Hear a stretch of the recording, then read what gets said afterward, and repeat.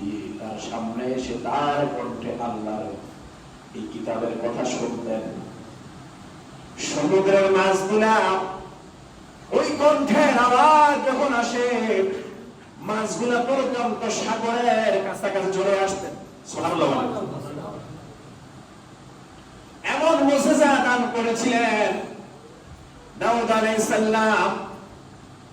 অস্ত্র নীতি বানাতেন, রড গুলা যখন ধরতেন আগুন দিয়ে পুরাতে হতো না।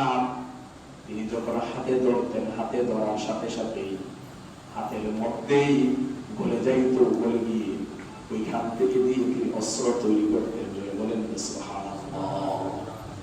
দাউদ আলাইহিস সালামের মুজিজা, যেই মুজিজা দাউদ আলাইহিস সালাম হাত যখন দিতেন, ওই রডকে ধরতেন, অস্ত্র বানানো জিনিসকে ধরতেন, এটাকে আগুনে আর দেওয়া লাগতো না, এইভাবেই তার হাতের মধ্যে গলে অস্ত্র ভান্ডারে অস্ত্র তৈরি হয়ে গেল। বলেন না সুবহানাল্লাহ। মুজিজা, এই মুজিজার ব্যাপারে যখন বলা হয়, এমন এক মুজিজা মুসা কালিমুল্লাহকে দেওয়া হয়।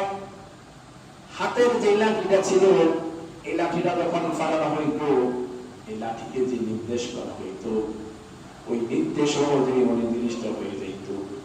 মুসা কালিমুল্লাহর হাতের লাঠি দিয়ে সাফ হয়ে গেছে। মুসা কালিমুল্লাহর হাতের লাঠি দিয়ে তারা স্পর্শ দিয়ে ওই নীল নদের রাস্তা পর্যন্ত আল্লাহ করে দিয়েছেন। জোরে না সুবহানাল্লাহ।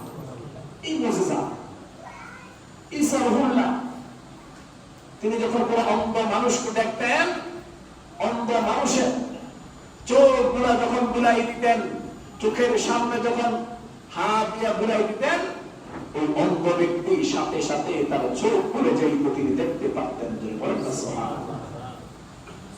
ঈসা রুহুল্লাহ আরেকটা মুজিজা ছিল, তিনি মরা মানুষকে জিন্দা করতে পারতেন। যে বলেন না সুবহানাল্লাহ। মরা মানুষ মরে যাইতো, তখন জিন্দা করতেন, জিন্দা করে মানুষকে দেখাইতেন, কথা শুনতেন, কবর কোন অবস্থায় আছে, কি অবস্থায় আছে, এরপরে কথা শেষ হয়ে আমরা আবার কবরের উপর চলে যাই। এই মুজিজাগুলা দাউদ আলাইহিস সালামের ইন্তেকালের পরে মুজিজা করে গেছে। মুসা কালিমুল্লাহর ইন্তেকালের মুজিজা করে গেছে। ঈসা রুহুল্লাহ ইন্তেকালের সাথে সাথে তার মুজিজা করে গেছে। কিন্তু মুহাম্মদুর রাসূলুল্লাহ সাল্লাল্লাহু আলাইহি সাল্লামকে আল্লাহ এমন এক মুজিজা দান